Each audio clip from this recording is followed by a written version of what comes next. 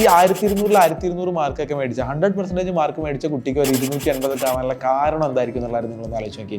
Basically നമ്മൾ സ്കൂളിൽ പഠിക്കുന്ന രീതിയും എൻട്രൻസിന് പഠിക്കുന്ന രീതിയും നമ്മൾ ഭയങ്കര വ്യത്യാസം ഉണ്ട് എന്നുള്ളതാണ്. ഭയങ്കര വ്യത്യാസം എന്ന് പറഞ്ഞു കഴിഞ്ഞാൽ ശരിക്കും വലിയ വ്യത്യാസം തന്നെയാണ്. കാരണം സ്കൂളിൽ നമ്മളിപ്പോൾ ഒരു ടീച്ചറെ ക്ലാസ് ഉണ്ട്, നല്ല അടിപൊളിയായിട്ടുള്ള ടീച്ചറെ ക്ലാസ് ആണ്, നോട്ട് കിട്ടി, അത് നമ്മൾ വായിച്ചെടുത്തു. പിന്നെ ഷോർട്ടായിട്ട് സാധാരണ എക്സാമിന് ചോദിക്കുന്ന ക്വസ്റ്റ്യൻസ് ഒക്കെ ക്ലാസ്സിൽ ഡിസ്കസ് ചെയ്യുന്നുണ്ടാവും.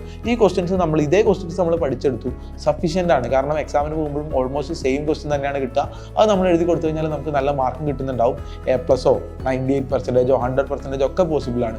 അങ്ങനെ നിൽക്കുന്ന സമയത്ത് നമ്മൾ ഈ നീറ്റ് എക്സാമിലേക്ക് വരുന്ന സമയത്ത് ഒരു കാരണവശാലും നമുക്ക് ഓൾറെഡി പഠിപ്പിച്ച് തന്ന ക്വസ്റ്റ്യൻസ് നമുക്ക് എക്സാമിന് വരില്ല. പകരം എക്സാമിന് കുറച്ച് പുതിയ ക്വസ്റ്റ്യൻസ് ആയിരിക്കും വരുന്നുണ്ടാവുക. അപ്പോൾ ഈ പുതിയ ക്വസ്റ്റ്യൻസ് നമ്മളെങ്ങനെ അറ്റംപ്റ്റ് ചെയ്യും?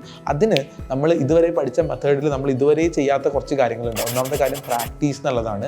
റെഗുലറായിട്ട് സിസ്റ്റമാറ്റിക് ആയിട്ട് പ്രാക്ടീസ് ചെയ്യണം. കേൾക്കുമ്പോൾ കുറച്ച് എളുപ്പമായിട്ട് തോന്നുമെങ്കിലും പ്രാക്ടിക്കലി പോകുന്ന സമയത്ത് നല്ല ബുദ്ധിമുട്ടുള്ള, നല്ല ട്രെയിനിങ് വേണ്ട സാധനമാണ്. അപ്പോൾ എനിക്ക് പറയാനുള്ള കാര്യം ഇത്രയേ ഉള്ളൂ. നീറ്റ് എന്ന് പറയുന്ന സാധനം ഒരു IQ-നേക്കാളും, അത് ബുദ്ധിശക്തിനേക്കാളും, ലെക്കിനേക്കാളും, ഹാർഡ് വർക്കിനേക്കാളും ഒക്കെ നമുക്ക് പറയാനുള്ള കാര്യം ട്രെയിനിങ് ഡിപ്പെൻഡൻ്റ് ആയിട്ടുള്ള കാര്യമാണ്. പ്രോപ്പർലി ട്രെയിൻഡ് ആവണം എന്നുള്ള കാര്യമാണ്.